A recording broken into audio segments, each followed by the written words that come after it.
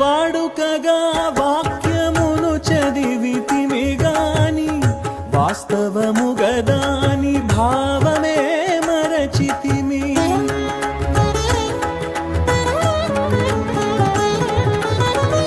వాడుకగా వాక్యమును చదివితిమి గాని వాస్తవముగదాని భావమే మరచితిమి.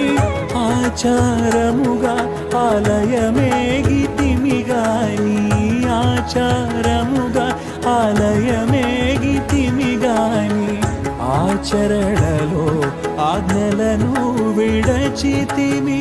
ఆచరణలో ఆజ్ఞలను విడచితిమి. తుదకు వాక్యము నీవని ఎరిగితిమి.